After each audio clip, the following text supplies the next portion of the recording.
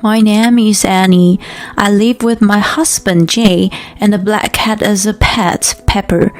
I have known Pepper since I brought her home when I was single, so we have been together for about 5 years now.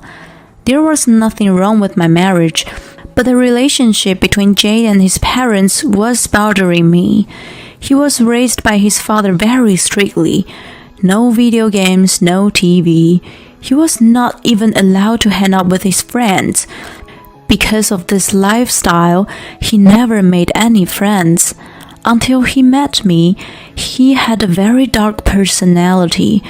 It was 2 years after Jay and I got married that my father-in-law, who was such a strict man, passed away. He collapsed suddenly when he was eating breakfast, and he's gone then. It's not that my mother-in-law served him something for breakfast. My father-in-law used to take the medicines for hypertension.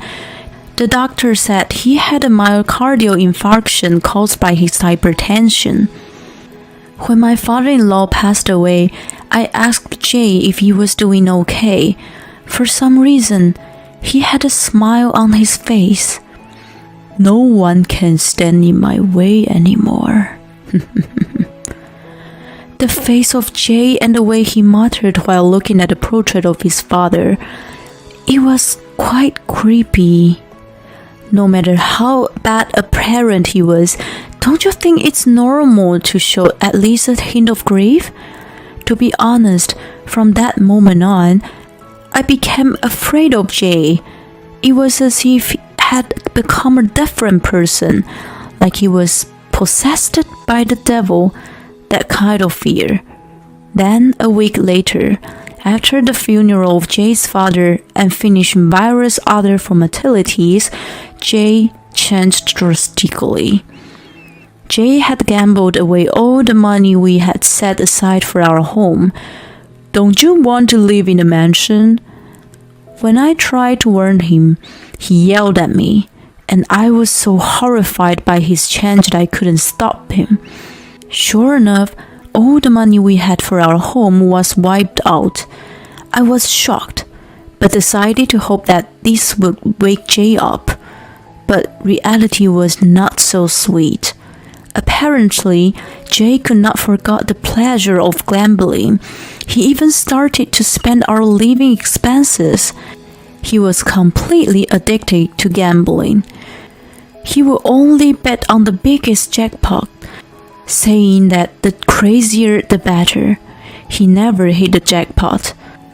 And even if he gambles on the high probability one sometimes, he never won. Jay didn't have the slightest talent for gambling. By the way, don't tell him that the number I predicted was the winning number. Jay is a salesman for a big company. I work from home and live in my in-laws' house since my father-in-law passed away. After setting aside some savings for the future and for living expenses, the rest of our salary was free for each of us to spend as we please. But ever since he put the money saved for our new home into gambling, he started putting his hands in all kinds of money. My wallet too, of course. Gambling addiction will improve if people around control it thoroughly. That's what the book said, so I tried everything that seemed to work for Jay. But when I told him I will manage the housework finances, since we would suffer if we took our living expenses, he yelled at me and refused, saying, "You're going to steal my money, you thief." When I explained to him about his gambling addiction, he was furious and threw the remote controller at me, saying, "I'm not insane, I'm normal." When he threw the remote controller at me, it almost hit Pepper, so I evacuated Pepper to my room. Then he started yelling, "So your cat is more important than me?" And no matter what I said to him, he wouldn't understand about gambling addiction. And moreover, he threw things at me again and again, and I realized there was nothing I could do. Gambling is more important to me than you. If he says something like that, you would think so too. It had been 6 months since my father-in-law passed away, and my mother-in-law was completely unaware of Jay's situation. It seemed that Jay was lying to my mother-in-law that he only gambles with his allowance. He was trying very hard not to show his bad side, especially to his mother. To Jay, his mother was the only person who will spoil him and heal him. She was the complete opposite of his father. If my father-in-law was the devil, my mother-in-law was the angel. I think he wanted to avoid being hated from her, but I didn't want him to use me to avoid being hated from her. Actually, my mother-in-law said to me today, "Annie, Jay told me, but you shouldn't complain about every single thing your husband does. A wife should obey to her husband without complaining." She kept on and on about it. "But mother, Jay is always saying terrible things to me." "I'm his mother, so I understand everything about Jay. He's a sensitive boy. He never said terrible things. But because of you, he had no choice but to say them." My mother-in-law was so sarcastic. When I was about to say, "But it's necessary for his gambling rehabilitation," "Well, I think you're overreacting. You should allow him to gamble a little. You don't know anything because you just stay at home, but men have social life.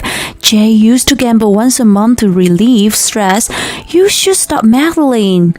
Oh, and you should level up your housekeeping skills instead. I check your room from time to time. It's so dusty. No one could live in a place like that. You're a lazy wife." Did you go into my room without telling me? Is that why my work tools are missing? How can those things be work tools? You don't even have a job to begin with. My son said you're a stay-home parasite. I've explained to Jay that I work from home. I've even taken him to meet the people I work with. He even talked to them and greeted them. And he calls me a parasite? Does gambling addiction even make a person lose his memory? Besides, everything in this house is mine. I'm free to throw it away or sell it. If you don't want to be evicted, don't disobey me. Before I could say anything back, she left with a big smile on her face. When my father-in-law died, she changed. She became more devilish, mean, and bullying. When I complained to Jay about it, "You call my mother a thief? Are you going to use that story as an excuse to beg me for things? You're a wicked bitch." He won't believe me. He just yelled at me. Why did I marry such a man? Why did I put up with him and not abandon him? This thought was growing stronger every day. And when I finally discovered that Jay had even gotten his hands on my savings, something snapped inside me. I'm getting a divorce. It was the only way. If I continued to live like this, I would be doomed to hell. But I didn't think they would let go of me so easily, of someone who they could just treat like a nice housekeeper. I couldn't imagine that they would simply nod their heads when I asked them for a divorce. Just when I was hesitating, someone unexpectedly came to my rescue. "Hey, Annie, I have a favor to ask you," said my mother-in-law in a coquettish voice. To say the least, I was sickened. "Will you divorce Jay?" "Of course, you're a parasite with no money. How about $100,000 says alimony?" Divorce with alimony? I thought I was dreaming, so I scratched my arm with Pepper's fingernail. It hurt. It wasn't a dream. "I can understand why you don't want to leave Jay. He's the husband you loved. But you know what? I've never forgiven you. You were always trying to get Jay's attention by making me the bad one. But you're not good enough for Jay. Jay is tired of you too. He says that you spend the money he saved together for the house, but you spend it all on your own. What? I couldn't say anything. He blamed me for spending the money. But Jay said he'll forgive you since he has a big heart. But I can't forgive you.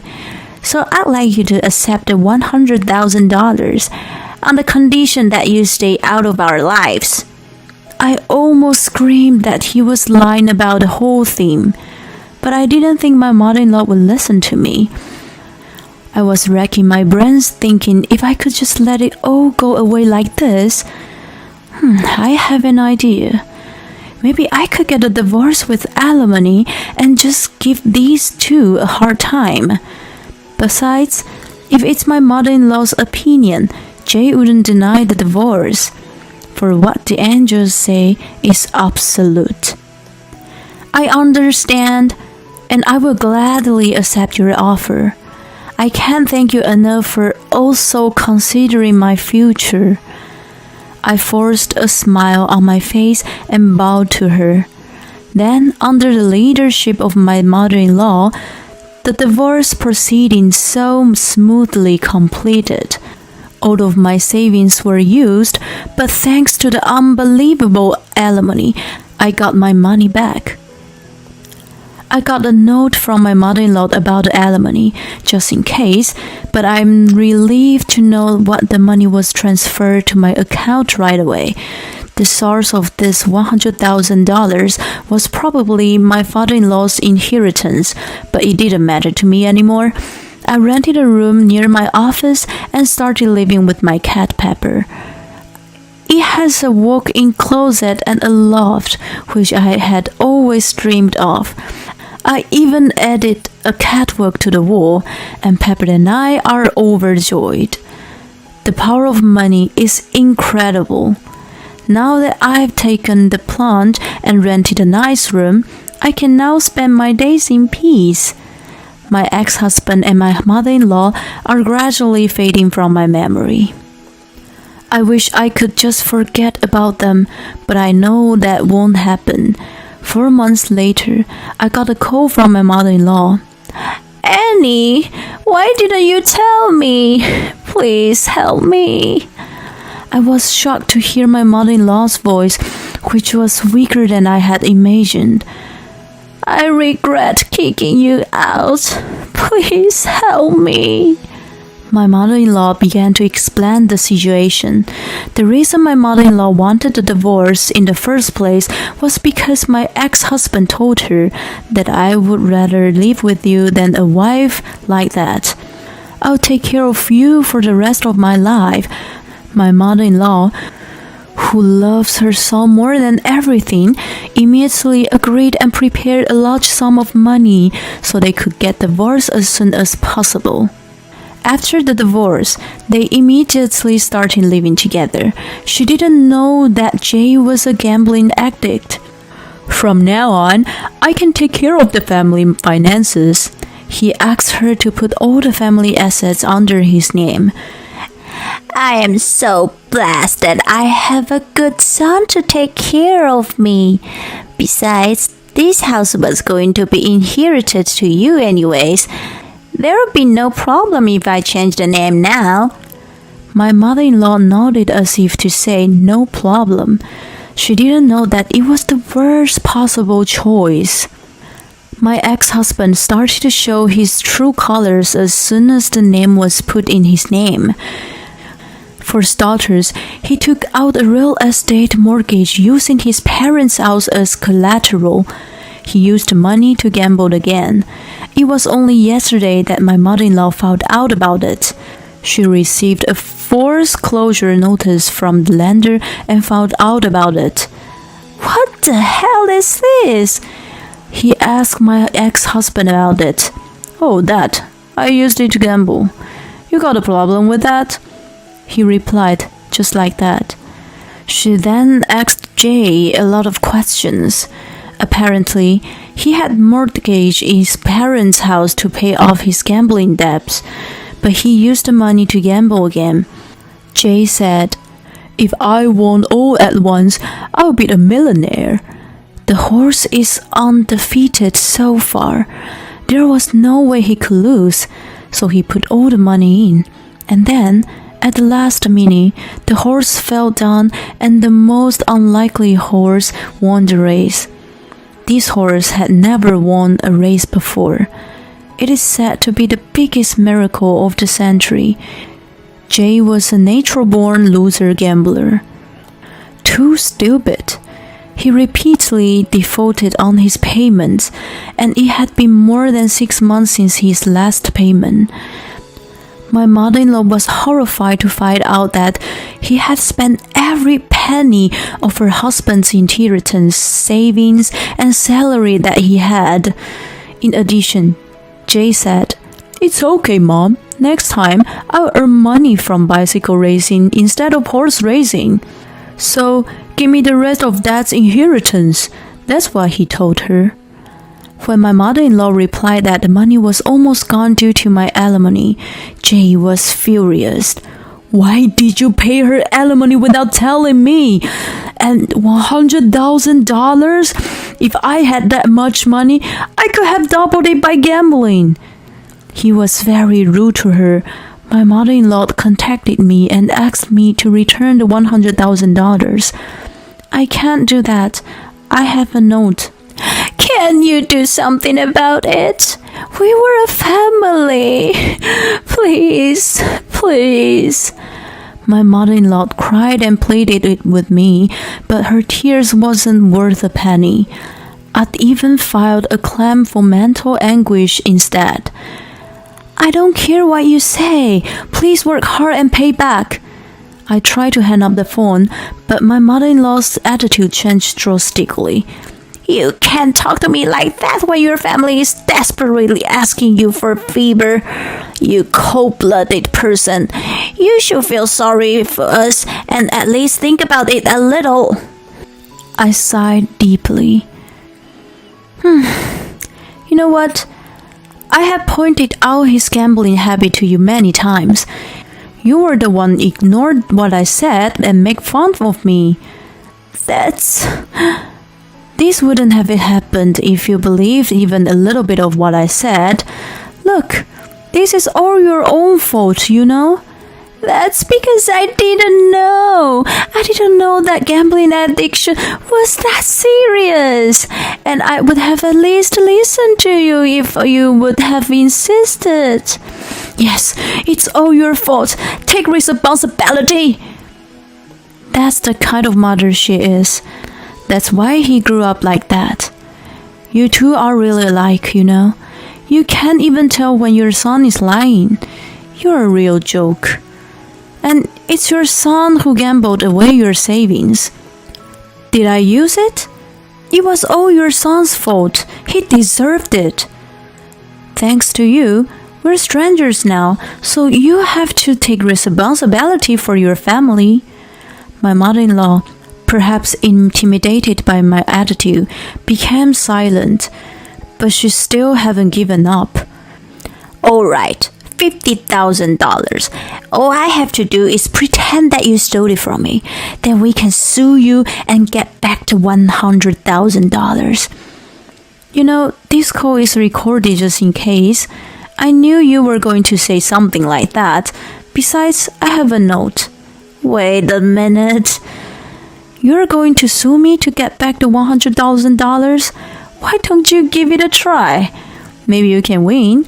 Do you have the money to sue? Should I lend it to you?" "Okay." "Oh, you've become a monkey? Then I guess I can't talk to you anymore. Goodbye." After that, my mother-in-law went to a lawyer's office for advice, but I heard she was turned away at the door. "Consult with us for free. You can pay the cost for suing." That's what she was trying to tell him. Of course she would be turned away. A few days after the phone call, Jay asked me to get back together with him. He no longer had anything to put up as collateral, and he was completely behind his payment.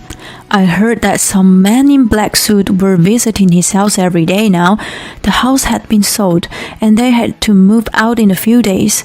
Jay, who has no money, has nowhere to go. Even if he escaped, he would be caught by the men in black suits. So I want you to hide me. He also wants me to pay his debts. I told him he could ask his co-workers for help. The man in black suits started visiting him at work.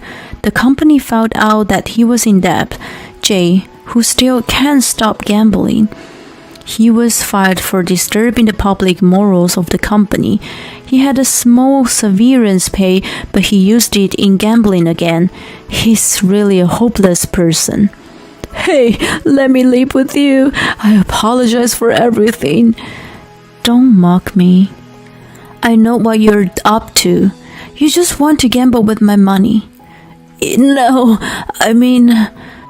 I can't help it. Tell me where you are now.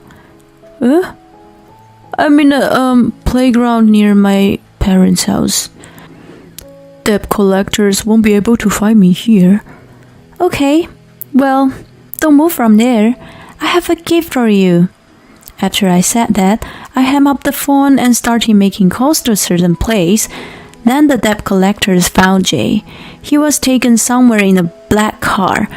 He would have loved my gift. This whole mess started when my father-in-law passed away. Just one person's absence was enough to change the people in my parents-in-law's family. Was it because my father-in-law was such a big part of the family? Or maybe this is what happens no matter who is gone.